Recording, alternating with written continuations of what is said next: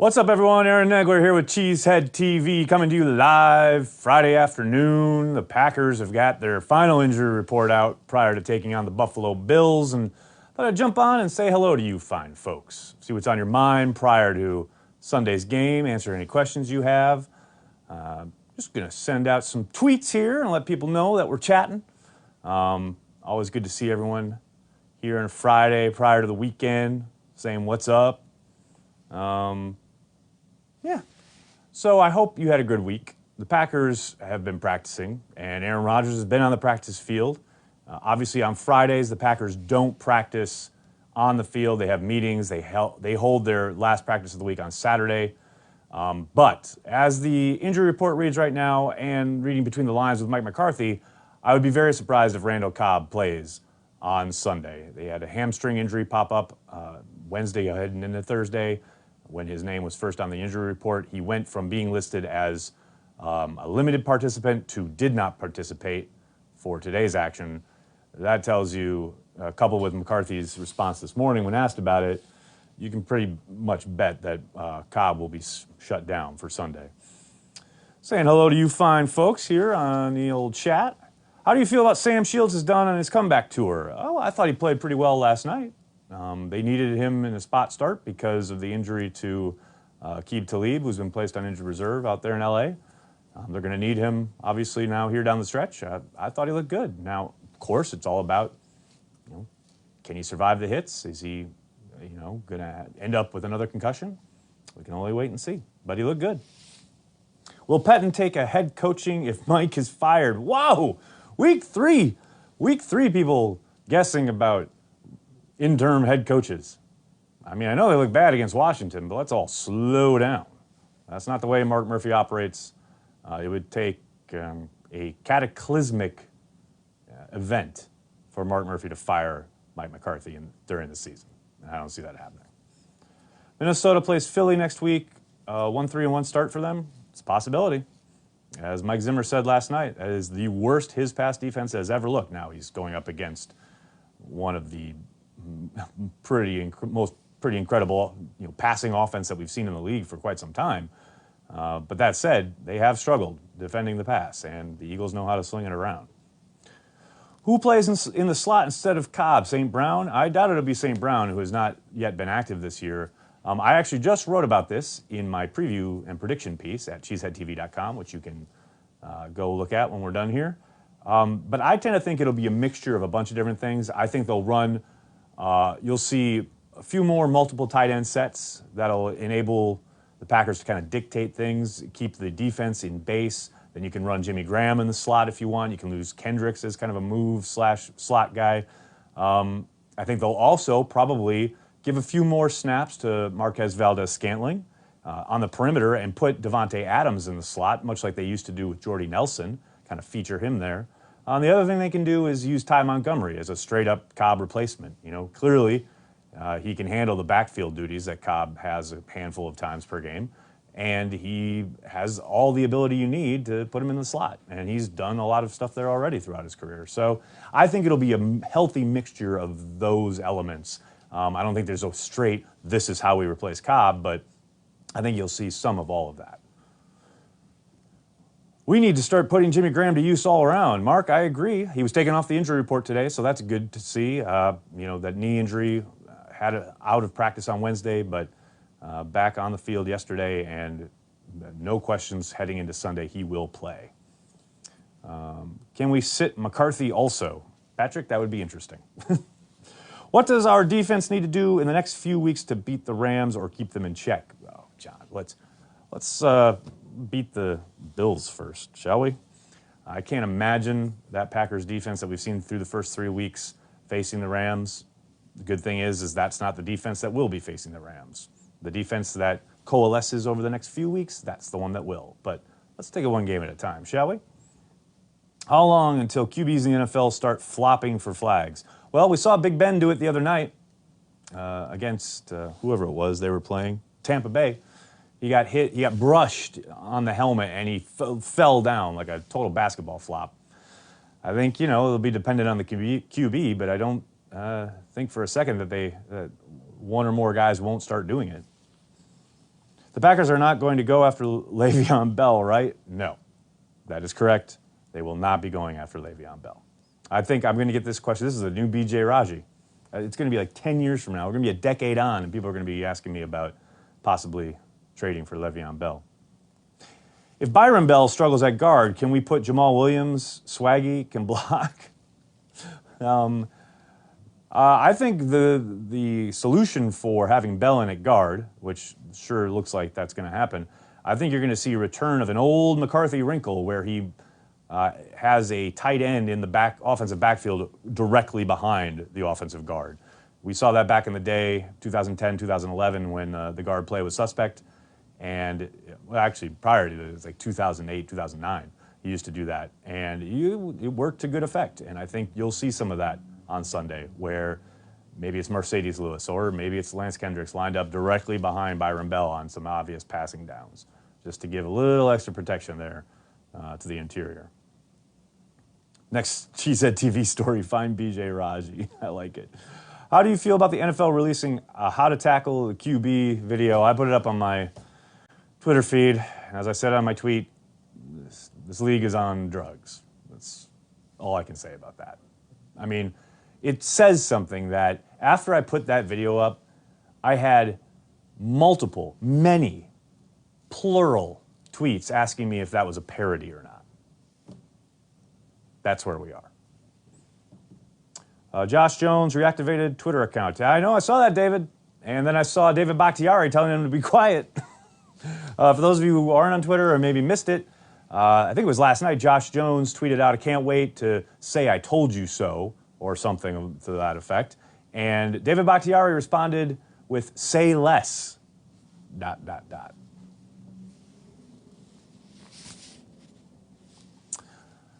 Interesting to see the quotes coming out of the locker room on Sunday.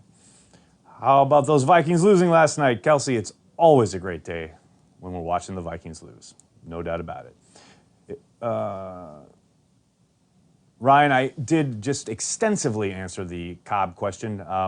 But short answer is there'll be a lot of different things, a lot of different elements at play. Make sure you check out my preview and prediction post at cheeseheadtv.com. I talk about all of them. Back is so cool. Bakhtiari is one of the coolest dudes you'll ever meet. Rhodes got spun around by Cooks. Omar, you are absolutely right. I mean, Xavier Rhodes, you know, he's a quality corner, but he's having a rough year. He struggled against Devontae Adams. I mean, Cooks just took him to school all night. Kept having to hold him. So, yeah, it's a rough start over there. Let's see. Should we look at using Tanyan more? Matt, I'm interested to see if he's up. I think he'll be up, but if he's, given some snaps from scrimmage, you certainly would like his receiving ability. You do wonder about his blocking, and especially with Rodgers in there on a gimpy leg, you want to be as stout as you can in that regard. But I think he could offer at least something in the red zone. But, let's see the Packers using their prize free agent acquisition at tight end first before we start pining for the use of a undrafted free agent. Short, quick passes on drive one. Just get down the field.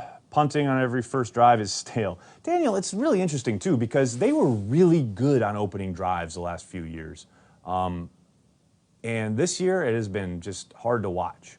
They've constantly kind of shot themselves in the foot with drops and miscues, penalties, etc. But I agree, they have to get into a rhythm early. And I think the quick passing game is the best way to go about that. And they just generally, as a team, need to start better. They've fallen into holes. They've gotten away from the game plan, game script because of the flow of the game. And it would be nice to see a team that came out of the gate with pistons firing, and even I'm not even talking about let's get a big lead early, although that would be nice. Just come out as a cohesive unit and execute for a change, because that is something that has not looked good in any week so far this season. And I know we joke about, September is the new August because they don't play together in the preseason, but that joke's wearing thin now. We're almost through the first quarter of the season, and the Packers have yet to put anything even remotely close to a complete game together on either side of the football. So this is the time when you got to start to gel, and you got to start to put it together coming out of the locker room at kickoff. Do you think Josh Allen's game last week was a fluke, or do you think he's going to be really good on Sunday? Well, it's all relative, right? I think it was certainly helped by the fact that they got 2 early turnovers off the Vikings, putting them in really good field position. And I think Brian Daboll did a really good job of keeping things simple for him, kept it short, got him in a rhythm early, and then he took advantage of the Vikings thinking, okay, this kid's just going to throw nothing but 5-yard outs and stuff behind the line of scrimmage, etc. And then he took advantage of that. They faked a smoke kind of screen out to the right side and send a guy deep. The Vikings all bit up, and the guy was wide open up the right sideline for a touchdown. Those kind of things, I think the Vikings weren't ready for it. Daboll did a really good job of putting his young quarterback in a good position. And like I said, the defense really helped them out with field position. All of that said, I don't expect, unless there are a number of turnovers early by the Packers, giving them a short field again, I think it's going to be a much rougher sailing for Allen this time around. There's a lot more on tape now. And I think Green Bay's corners match up pretty darn well on the perimeter. I think you'll see Tremont on Calvin Benjamin quite a little bit. And Kevin King, who sounds like he's probably going to go with that groin injury. King on Zay Jones, I think both of those matchups, I think, favor the Packers. But I do think Allen is talented as hell, and I do think he'll sling it around, and he'll be exciting to watch for years to come. But I think game script played a lot more into Allen's success last week than anything specific that he was doing, and that's not to take away from him, but it certainly helped. Hopefully Bryce looks the deep ball in. Omar, yeah, I mean, let's face it, teams are going to keep testing him until he shows that he can stop it. Joe Witt Jr., we've talked about it here this week, talked about it on transplants. You put it on tape, and teams are going to keep coming at you until they see that you've figured out how to shut it down. And Bryce is clearly going to be targeted deep more often than not, especially from a team like Buffalo that has a quarterback in Allen who has a rocket arm. He can throw it 100 million miles. Do the Packers have a corner who has the skills to become a hybrid safety similar to Micah Hyde role? I'd assume Bryce is on a short leash. Well, you would think maybe Josh Jones, but he's looked less than promising in that regard early on in his career. It's funny, do they have a Micah Hyde? Wouldn't it have been nice if they kept Micah Hyde around? Who ends up higher rated at the end of the year, Breeland or either one of Jair or Jackson? Well, Ryan, it depends on who's doing the rating. I don't think it really matters who rates the corners, whatever, other than maybe their coaches. You just want him to come in and contribute, and he's probably going to start as a dime back. Maybe he works his way up into the nickel rotation. I doubt you'll ever see him starting as long as King is healthy. But I tell you what, groin injuries are the kind of thing that can linger. They're very susceptible to re-injury. If King, say, goes down again or doesn't even play down the stretch here, I think Breeland could be valuable insurance in that regard. And with that said, that just makes the signing all that much more shrewd because they're going to need. The Packers have shown time and time again the need for depth at the cornerback spot, and Breeland certainly provides that. You'd think practicing against Rodgers would help the DBs learn to locate the ball better. Well, it all depends on what they're practicing. Look, ball skills are ball skills, and guys either have it or they don't, for the most part. I mean, I think we've already seen early on in their tenures, Jair Alexander and Josh Jackson have ball skills. Tremont was a guy who has ball skills. Early on in his career, you could see that. Bryce doesn't have. He's not a ball hawk, and that's no knock against Bryce. He's a serviceable safety. He's doing the best he can, but he's not a playmaker. That's not his gig. Now, what would be nice is if he was, fundamentally sound and strong in his technique, because that would go a long way in solving all these deep ball issues and just knocking the ball away. I don't even care if you intercept it. Just don't allow a completion. If we can just start there and build from that, I think, we'll be taking a step in the right direction. Are we able to maintain a 3 defensive line approach with only 4 healthy defensive linemen? I think so. I mean, I think they'll probably merit out a little bit of their playing time. Maybe we'll see a little more 2-man line. But they've also shown playing those 2 on the wide. They had a number of instances in Washington where they played Mike Daniels on one end and Kenny Clark on the other, just 2, and then mugged the A-gap with linebackers and then brought different forms of pressure. Now, obviously, this isn't an obvious passing down. If you're talking base downs, then you're probably a little more reticent. But you can only go to war with the army you have, right? So we'll see what Pettine cooks up on Sunday. Let's see. We need Jari Evans. Omar, I agree, man. I think Aaron Jones gets a lot of work Sunday. David, I don't. I think the one kind of place where he could see an uptick is if Mike McCarthy decides to use Ty Montgomery as a straight-up replacement for Randall Cobb. That would kind of limit his opportunities in the backfield, and then maybe you see more of a true split between Jones and Williams. But I don't think it's as clear-cut as that. I think you'll see a mixture of all those guys. I don't see it suddenly becoming the Aaron Jones show, even though maybe it should. I do think he'll get more carries than he did last week, but not a significant amount. Did they ever come out and say what the specific injury to Wilkerson was? Well, I don't think the team indicated it was an ankle, and he had to stay overnight in Carolina. That tells you how significant it was. But they're never going to be real forthcoming with that kind of stuff. We just need to find our pass rusher on defense. Mark, I think you're going to see Reggie Gilbert kind of come alive in this game. Nick Perry is questionable because of the concussion. It's trending towards Nick should play, but I do think Reggie will get more snaps this game, and I think he has a matchup with Mills, their right tackle.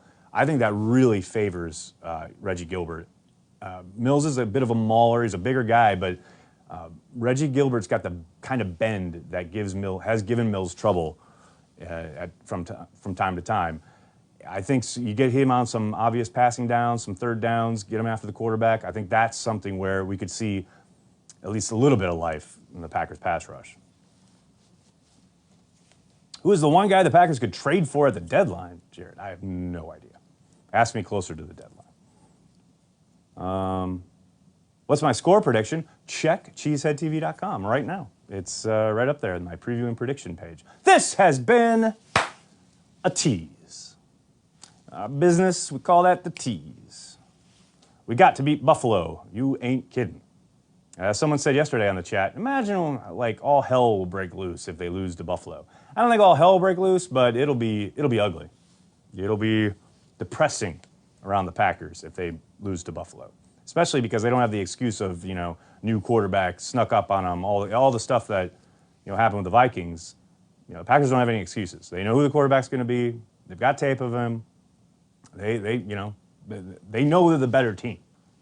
They are the better team. They've got Aaron Rodgers, for God's sakes. They should win this game. But it's any given Sunday. It's the NFL. King playing, we don't know for sure, but it is trending that way. Kevin King dealing with a groin injury. He should be playing, but we won't know for certain until Sunday morning. Matthew's going to get singled out again this week for a BS roughing the passer call. Ben, we can only hope, just because then we can see Mike McCarthy explode on the sideline and take a few refs with him. I mean, I don't know. We'll see.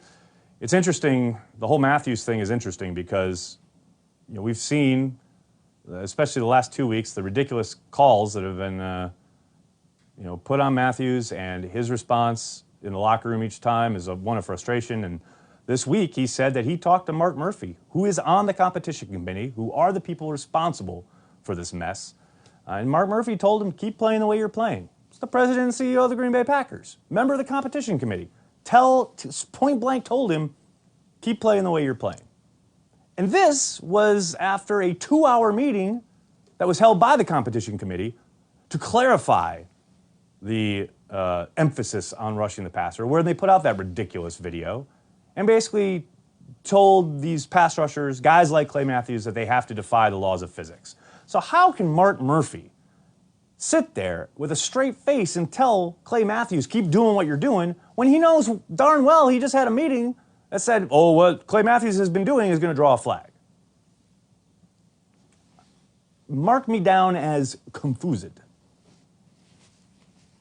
Really need Devontae to win one-on-one versus White. Yeah, and White has looked good. He's an up-and-comer, I think. But I do think Devontae should be able to win that matchup more often than not. I think Rodgers will definitely be looking for him. He's been far and away Rodgers' favorite target so far earlier in the season. So, yeah, we'll see. I think there's no question that that's a matchup they're going to look at. I do think they'll roll coverage towards Devontae, though, and that should open things up for other opportunities. I think they'll fix it, but just won't admit it publicly like the helmet rule. We'll see, Michael. We shall see. Whoa, whoa, whoa, what's that? Sorry, guys, my computer is hating my life. Oh, that's very nice of you to say, Omar. Thank you. How do you think our O-line is doing? It's actually pretty good for the most part. I've been surprised at how effective they've been in the ground game. Clearly, we've seen the issues in pass protection from time to time. I think David Bakhtiari is the man. Brian Bulaga has been up and down, but he should be playing. So far, that's the indication we're getting, which, obviously that's what you want out there instead of Jason Spriggs. I mean, the concern this week is Byron Bell at right guard. They're going to have to, kind of help him out, so to speak, probably slide Corey Linsley to his direction more often than not. But, yeah, I think they've played well. There have been some letdowns and some miscommunication, but for the most part, I think they're playing pretty well up front. Let's see, what else we got? McCarthy gave Bell a vote of confidence today. I'm scared. Well, that's Mike McCarthy. He's never going to talk bad about his guys. That's just how he operates. He's not going to sit there and go, yeah, I'm kind of worried about him. Of course he's going to give him a vote of confidence.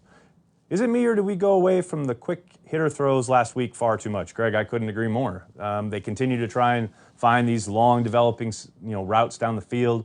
Just get the ball out of Aaron's hands. He's got a gimpy leg, lean on the running game. Use the quick passing game. It doesn't need to be that difficult.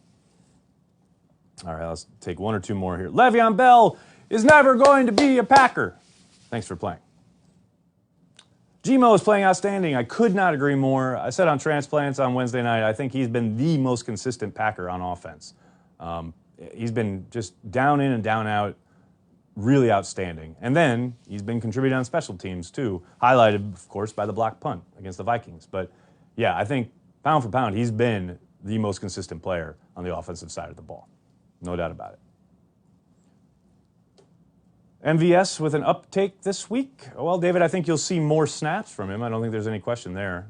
Randall hasn't been declared out yet, but I do expect him to be sat down. I think that will pave the way for more MVS on the perimeter. And when that happens, I think you'll probably see Devontae Adams slide inside and or some more Ty Montgomery in the slot. Oh, that's where I'm going to end it. I need to make a Wisco trip. I missed Fish Fry Fridays, man.